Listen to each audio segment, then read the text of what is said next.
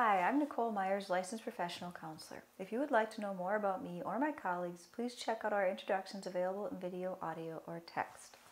The question I'm going to be discussing today is how do I know if the relationship with my ex or their family is negative or unhealthy?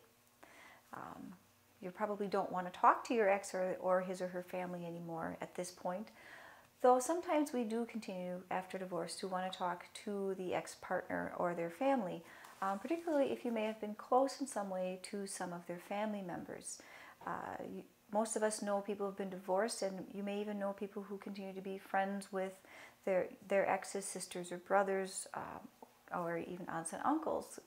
So a way to consider this is, after you interact with these people, do you feel better or worse than before you interacted with them? If you're feeling worse, this should tell you that something is not going well in that interaction, even if it seemed to be positive during the interaction itself.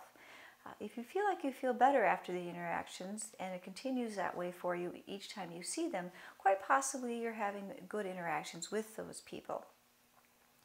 I strongly suggest, though, if you're continuing to have relationships of that sort with your ex's family, that you check in with yourself from time to time as to how much interaction are you having with them, and is that affecting you in other ways that may be negative? Are you oversharing with them that may get shared back with your ex-significant other in ways that could be harmful to your continued well-being?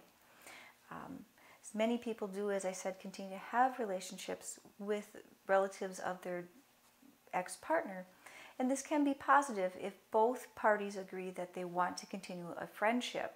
If one party wants to continue a friendship but the other party is looking for gossip to spread, damage will be done. So always check yourself to see, is gossip getting spread after you spend time with and or talk to your ex's relatives. With your ex, is the relationship unhealthy after you're divorced? You can tell this quite often sometimes by noticing, are you accomplishing things for your children in these interactions with your ex? If you are, then probably you're doing the right thing.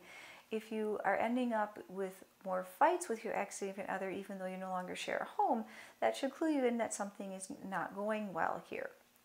Are you getting your needs met for revenge in these interactions? If you're feeling good because you feel like you got one over on your ex-significant other or his or her family, that's another indicator that you should check yourself and pull back from that behavior, because you will be modeling or showing your children how to be hurtful to others rather than how to be a mature adult who moves on from their struggles to help those in need, such as your children.